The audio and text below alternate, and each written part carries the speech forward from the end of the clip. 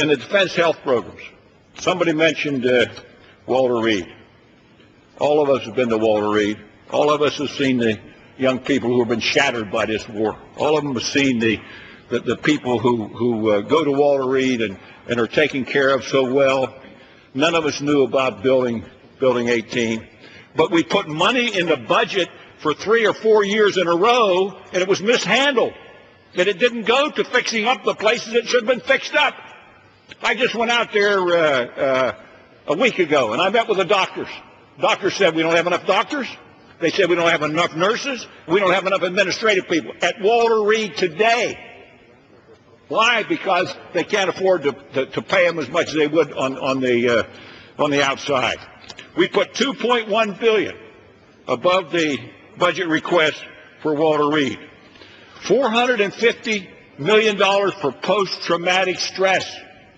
This is going to be, of all the other injuries that are suffered in Iraq, this is going to be the most damaging, the things that people will have to live with the most.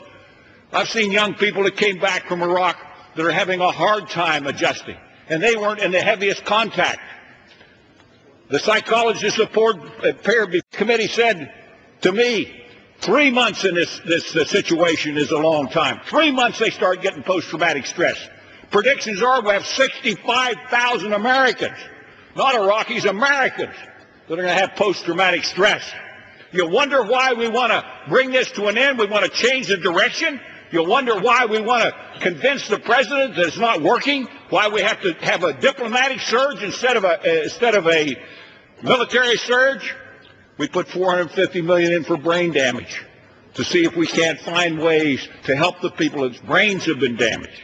If you vote against this, you're voting against that.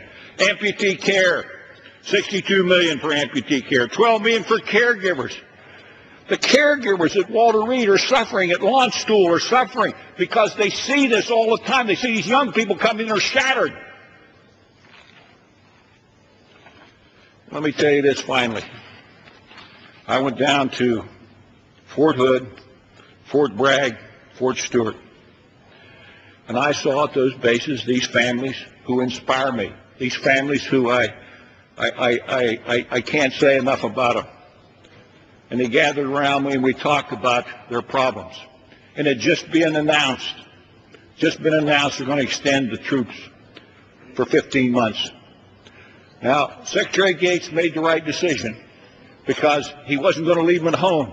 Because of what we've done here in the Congress, he's now leaving people at home for at least a year. And let me tell you, that's essential for these people who have to go back.